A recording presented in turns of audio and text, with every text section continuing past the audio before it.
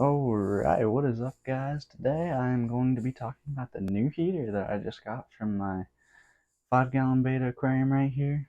And I actually got it for a pretty good deal on Amazon. There was a special around Black Friday time. I think it was like 40% off, so I got it for like nothing compared to what the normal price of it is. Alright guys, so the first thing I'm going to talk about is the old heater that I actually had in this tank. So I had this top fin 10-watt heater that's supposed to be for betta fish, as you can see right there on the back, but it just didn't seem to cut it for me. And I mean, as you guys can see, I'm setting it right back there about the level that this heater should be. There's not really a huge size difference compared to how much more this heater is supposed to be able to put out, because this heater in here that I have now is an Aqueon preset 100-watt heater. Now I know that sounds a little big, but I've checked the temperature. It stays perfectly fine right around 78 where it's supposed to be. But the big deal was this heater here, the suction cups on the back, they just wouldn't keep it suction cupped down in the tank. And it really, the water just seemed a little bit colder than it should be most of the time in this 5-gallon tank. Now, this heater actually is rated for a 5-gallon tank. It's supposed to be good enough for a 5-gallon tank, but I personally don't think that it was. And that is why I got this new Aqueon here. But so far, this thing, like I said, it keeps the temperature right at 78 most of the time. I mean, obviously there's a little bit of fluctuation, but it's not much at all. And one thing I do also like about this heater is that the suction cups on this thing actually stay there instead of just falling off like the other ones do. Like the other one did, I mean, my top fin heater. But this thing has never moved at all from where I put it originally.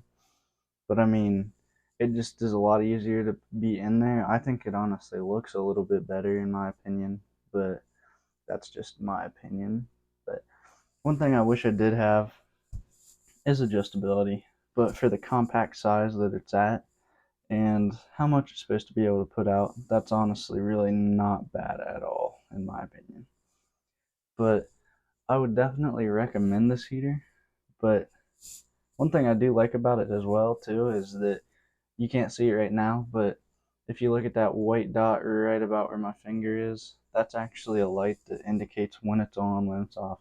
Now I know most heaters do have this, but like not really the smaller ones I've noticed. They don't have it as much as like a larger heater like most of the other ones that you have for like 20 gallon, 10 gallon, whatever. But this heater, definitely really good. Definitely worth my money. It's easily one of my favorite heaters that I've owned just based on the fact that the way it looks. I just like the way it looks for some reason. I mean, it kind of blends in the background back there. It's just simple looking. It's simple to put in there. No hassle with messing with it or anything, and it keeps the water right where it needs to be. Alright guys, well that's about all I have for you this video here, but I am going to let you guys in on a little thing I'm going to start doing here.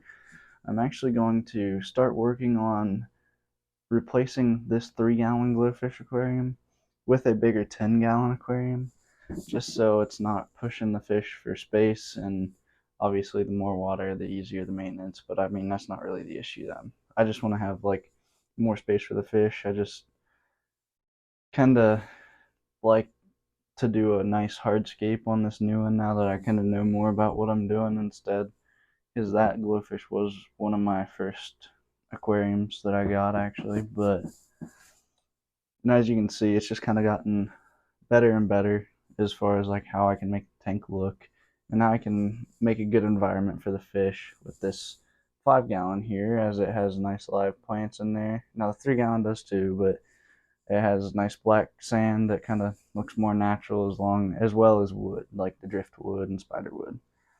But that is all I have for you guys in this video, and I'd just like to say thank you so much for all the support you guys have given me, and don't be afraid to subscribe. You can unsubscribe anytime you want to, but just don't forget to like and subscribe like I said, and maybe test the waters a little bit. But Thank you guys so much, and I will catch you in the next video.